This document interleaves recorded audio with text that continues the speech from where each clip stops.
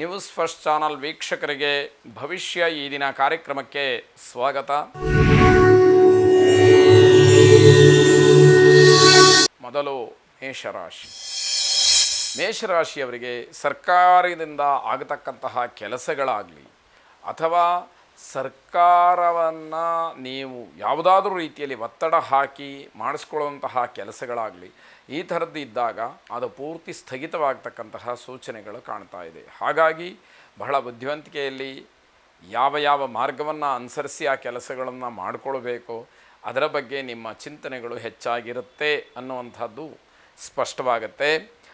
ನರಗಳ ಹಿಗ್ಗುವಿಕೆ ಅಥವಾ ಕಾಲು ಊತ ಬರುವಂಥದ್ದು, ಇದರಿಂದ ಸ್ವಲ್ಪ ಸಮಸ್ಯೆಯನ್ನು ಅನುಭವಿಸ್ತಕ್ಕಂಥದ್ದಿದೆ. ಮನಸ್ಸಿನಲ್ಲಿ ನಕಾರಾತ್ಮಕವಾದಂತಹ ಚಿಂತನೆಗಳು ಹೆಚ್ಚಾಗ್ತಾ ಹೋಗುತ್ತೆ. ಏನು ಮಾಡಿದರೆ ಎಲ್ಲಿ ತೊಂದರೆ ಆಗುತ್ತೋ, ಈ ಕೆಲಸ ನಂದಾಗುತ್ತೋ ಇಲ್ವೋ, ಇವೆಲ್ಲ ಅನುಮಾನಗಳಿಂದಲೇ ಎಲ್ಲ ಕೆಲಸಕ್ಕೂ ಮುಂದಾಗುವಂಥದ್ದಿದೆ. ಸಣ್ಣ ಪುಟ್ಟ ವಿಚಾರಗಳಿಗೂ ಕೂಡ ದೊಡ್ಡ ಮಟ್ಟದಲ್ಲಿ ಕೋಪವನ್ನು ಮಾಡಿಕೊಳ್ತೀರಿ. ಅತಿಯಾದಂತಹ ಕೋಪ, ಅದು ಶೀಘ್ರ ಕೋಪ, ಇದು ಸಮಸ್ಯೆಯಾಗುತ್ತೆ. ನಿಮ್ಮ ದಿನನಿತ್ಯದ ಕೆಲಸಗಳು ಮಾಮೂಲಾಗಿರುತ್ತೆ, ಅದರಲ್ಲಿ ಯಾವ ವ್ಯತ್ಯಾಸಗಳು ಕೂಡ ಆಗದೇ ಇರತಕ್ಕಂಥದ್ದು. ಸಹೋದ್ಯೋಗಿಗಳಿಂದಲೇ ನಿಮಗೆ ಸ್ವಲ್ಪ ತೊಂದರೆ ಆಗುತ್ತೇನೋ ಅನ್ನುವಂತಹ ಸೂಚನೆಗಳಿದೆ. ನಿಮ್ಮ ಜೊತೆಯಲ್ಲಿ ಕೆಲಸ ಮಾಡ್ತಕ್ಕಂಥವರೇ ನಿಮಗೆ ಸಮಸ್ಯೆಯನ್ನು, ತೊಂದರೆಯನ್ನು ಮಾಡಬಹುದು ಅನ್ನುವಂಥದ್ದು. ಚಾಮುಂಡೇಶ್ವರಿಯನ್ನು ವಿಶೇಷವಾಗಿ ಪ್ರಾರ್ಥನೆ ಮಾಡಿ, ಆ ಜಗನ್ಮಾತೆಯ ಅನುಗ್ರಹ ನಿಮಗೆ ರಕ್ಷಣೆಯಾಗಲಿ. ಶುಭವಾಗಿ. ವೃಷಭರಾಶಿ. ತಾಯಿಯವರ ಆರೋಗ್ಯದ ಬಗ್ಗೆ ಕಾಳಜಿಯನ್ನು ವಹಿಸಿ ವಿದೇಶ ಪ್ರಯಾಣವನ್ನು ಮಾಡಬೇಕು ಅಂತಕ್ಕಂತಹ ಮನಸ್ಸಿರುವಂಥವರಿಗೆ ಅನುಕೂಲವಾಗುತ್ತೆ. ಇವತ್ತೇ ಹೊರಟು ಬಿಡ್ತೀರಿ ಅಂತಲ್ಲ, ಮುಂದಿನ ದಿನಮಾನದಲ್ಲಿ ಇವತ್ತು ಮಾತಾಡ್ತಕ್ಕಂಥದ್ದು ಮುಂದಿನ ದಿನಮಾನಕ್ಕೆ ಒಂದಷ್ಟು ಅನುಕೂಲಕರವಾಗಿ ಇರುತ್ತೆ ಅಂತ ಅರ್ಥ. ಬೇರೆಯವರನ್ನು ಹೆಚ್ಚಿಗೆ ಅವಲಂಬಿಸಬೇಡಿ. ಬೇರೆಯವರು ಯಾರೋ ನನಗೆ ಸಹಾಯ ಮಾಡ್ತಾರೆ, ನನ್ನ ಕೆಲಸ ಮಾಡಿಕೊಡ್ತಾರೆ, ಅವರಿದ್ದಾರೆ ಪರವಾಗಿಲ್ಲ, ಇವ್ಯಾವುದೂ ಕೂಡ ನಡೆಯುವುದಿಲ್ಲ. ಹಾಗಾಗಿ ನಿಮ್ಮ ಎಚ್ಚರಿಕೆ, ನಿಮ್ಮ ಬುದ್ಧಿವಂತಿಕೆ ನಿಮ್ಮ ಕೈಲಿ ಇರಬೇಕು ಅಂತ ಅರ್ಥ. ಆಸೆಗಳನ್ನು ಈಡೇರಿಸಬೇಕು ಅಂತ ಹೇಳಿ ನಿಮ್ಮ ಪ್ರಯತ್ನ ಅಥವಾ ನಿಮ್ಮ ಮನಸ್ಸು ಹಾತೊರಿತಾ ಇರುತ್ತೆ. ಆ ಆಸೆ ಈಡೇರಬೇಕಾದ್ರೆ ಭಗವಂತನ ಅನುಗ್ರಹವೂ ಬೇಕು, ನಿಮ್ಮ ಅದೃಷ್ಟ ಚೆನ್ನಾಗಿರಬೇಕು, ಪ್ರಾಮಾಣಿಕವಾದ ಪ್ರಯತ್ನಗಳು ಇರಬೇಕು. ಈ ಮೂರೂ ಒಟ್ಟಿಗೆ ಸೇರಿದಾಗ ನಿಮ್ಮ ಇಷ್ಟಾರ್ಥಗಳು ನೆರವೇರಬಹುದು.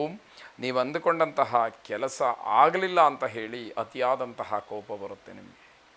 ಆ ಸಿಟ್ಟು ನಿಮ್ಮ ಬೇರೆಲ್ಲ ಕೆಲಸಗಳಿಗೂ ಕೂಡ ತೊಂದರೆ ಅಂತ ಹೇಳಿ ತಿಳಿಬೇಕಾದಂಥದ್ದು. ಉನ್ನತ ಅಧಿಕಾರಿಗಳ ಸಹಾಯದಿಂದ ನಿಮಗೊಂದಷ್ಟು ಅನುಕೂಲ ಆಗುವಂಥದ್ದಿದೆ. ಹಾಗಾಗಿ ಅವ್ರನ್ನ ಚೆನ್ನಾಗಿ ಮಾತಾಡಿಸುವಂಥದ್ದು, ಅವರ ಜೊತೆಯಲ್ಲಿ ಸರಿಯಾಗಿ ನಡ್ಕೊಳ್ತಕ್ಕಂಥದ್ದು ಬಹಳ ಒಳ್ಳೆಯದಾಗಿರುತ್ತೆ. ವಿಷ್ಣು ಸಹಸ್ರನಾಮವನ್ನು ಶ್ರವಣ ಮಾಡಿ ಅಥವಾ ಪಠನ ಮಾಡಿ. ಶುಭವಾಗಿ. ಮಿಥುನ ರಾಶಿ. ದಾಂಪತ್ಯದಲ್ಲಿ ಅನ್ಯೋನ್ಯತೆ ಅಂತಕ್ಕಂಥದ್ದು ಹೆಚ್ಚಾಗುವಂಥದ್ದು, ಪರಸ್ಪರವಾಗಿ ಒಬ್ಬರನ್ನೊಬ್ಬರು ಅರ್ಥ ಮಾಡಿಕೊಳ್ತಕ್ಕಂಥದ್ದು, ಏನು ಹೇಳಿದರೂ ಕೂಡ ಒಪ್ಪಿಗೆಯನ್ನು ಸೂಚಿಸ್ತಕ್ಕಂಥದ್ದು, ಹೀಗೆಲ್ಲ ಅನುಕೂಲಗಳು ಕಾಣುವಂಥದ್ದಿದೆ. ಹೊಸ ಆಸ್ತಿಯ ಖರೀದಿಯ ವಿಚಾರ ಮುನ್ನೆಲೆಗೆ ಬರುತ್ತೆ, ಅದರ ಬಗ್ಗೆ ಒಂದಷ್ಟು ಚರ್ಚೆಗಳು ನಡೆಯುತ್ತೆ. ಆಸ್ತಿಯನ್ನು ಖರೀದಿ ಮಾಡಬೇಕು ಅನ್ನುವಂತಹ ವಿಚಾರಗಳು ಹೆಚ್ಚಿನದಾಗಿಯೇ ಚರ್ಚೆಯಾಗುವಂಥದ್ದು. ಕುಟುಂಬದಲ್ಲಿ ಏನೋ ಒಂದು ರೀತಿಯ ಸಡಗರದ ಹಬ್ಬದ ವಾತಾವರಣ, ಯಾವ ಹಬ್ಬನೂ ಇಲ್ಲ, ಆದರೆ ಅಷ್ಟೊಂದು ಲವಲವಿಕೆಯಿಂದ ಸಂತೋಷದಿಂದ ಕುಟುಂಬದಲ್ಲಿ ಎಲ್ಲರೂ ಕೂಡ ಇರತಕ್ಕಂಥದ್ದು. ವಿದೇಶ ಸಂಪರ್ಕ ಇರತಕ್ಕಂಥವ್ರಿಗೆ ಹೆಚ್ಚಿನ ಆದಾಯ, ಅಲ್ಲಿ ಬಂಧುಗಳು ಅಥವಾ ಇನ್ಯಾರೋ ಸಂಬಂಧಿಕರು ಇರುವಂಥದ್ದು, ಅಥವಾ ನಿಮಗೆ ಸಹಾಯ ಮಾಡುವಂತಹ ಮನಸ್ಥಿತಿ ಉಳ್ಳಂಥವರು ವಿದೇಶದಲ್ಲಿದ್ದು ಅವರ ಸಂಪರ್ಕ ನಿಮಗೆ ಮತ್ತೆ ಮತ್ತೆ ಆಗ್ತಾ ಇದ್ದು ಅವರು ನಿಮಗೆ ಸಹಾಯವನ್ನು ಮಾಡುವಂಥದ್ದಾಗ್ಬೋದು. ಬೆಲೆ ಬಾಳತಕ್ಕಂತಹ ವಸ್ತುವಿನ ಖರೀದಿ ಏನಿದೆ ಅದರಿಂದ ಹೆಚ್ಚು ಹಣ ಖರ್ಚಾಗತ್ತೆ ಅನ್ನುವಂಥದ್ದು. ಅನುಭವಿಗಳ ಮಾರ್ಗದರ್ಶನವನ್ನು ಪಡ್ಕೊಳ್ಬೇಕು. ನಮಗೆ ಎಷ್ಟೇ ಅನುಭವ ಇದ್ದರೂ ಕೂಡ ನಮಗಿಂತ ಅನುಭವಿಗಳ ಮಾರ್ಗದರ್ಶನ ನಮಗೆ ಅತ್ಯಗತ್ಯ ಅನ್ನುವಂಥದ್ದನ್ನು ತಿಳಿಯಬೇಕಾಗತ್ತೆ. ಇಷ್ಟದೇವತಾ ಪ್ರಾರ್ಥನೆಯನ್ನು ಮಾಡಿ. ಶುಭವಾಗಿ. ಕರ್ಕಾಟಕ ರಾಶಿ. ಮನೆಗೆ ಅತಿಥಿಗಳ ಆಗಮನವಾಗುತ್ತೆ.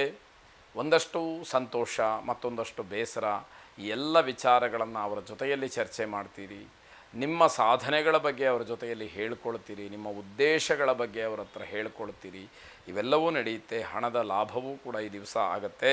ವೈಯಕ್ತಿಕವಾದಂತಹ ಕೆಲವು ಕೆಲಸಗಳಲ್ಲಿ ಹಿನ್ನಡೆಯಾಗ್ತಕ್ಕಂಥದ್ದು ತುಂಬ ಬೇಸರಕ್ಕೆ ಕಾರಣವಾಗುತ್ತೆ. ಅದೊಂದೇ ವಿಷಯ ನಿಮಗೆ ಬೇಜಾರಾಗೋದಕ್ಕೆ ಇರುವಂಥದ್ದು. ವ್ಯವಹಾರದಲ್ಲಿ ದೊಡ್ಡ ಮಟ್ಟದ ಒಪ್ಪಂದವನ್ನು ಮಾಡಿಕೊಳ್ಳೋದಕ್ಕೆ ಒಂದು ಅವಕಾಶ ಅಥವಾ ಸಾಧ್ಯತೆ ಅಂತಕ್ಕಂಥದ್ದಿದೆ. ನಿಮ್ಮ ಆತ್ಮವಿಶ್ವಾಸ ಅನ್ನುವಂಥದ್ದು ತುಂಬ ಹೆಚ್ಚಾಗಿರುತ್ತೆ. ಉದ್ಯೋಗಿಗಳಿಗೆ ತಮ್ಮ ಉದ್ಯೋಗದಲ್ಲಿ ಆದಾಯ ಹೆಚ್ಚಾಗ್ತಕ್ಕಂತಹ ಸೂಚನೆಗಳಿದೆ. ಕುಲದೇವತಾ ಪ್ರಾರ್ಥನೆಯನ್ನು ವಿಶೇಷವಾಗಿ ಮಾಡಿ. ಕುಲದೇವತಾ ಒಂದು ಅನುಗ್ರಹ ನಿಮಗೆ ರಕ್ಷಣೆಯಾಗತ್ತೆ. ಶುಭವಾಗಿ.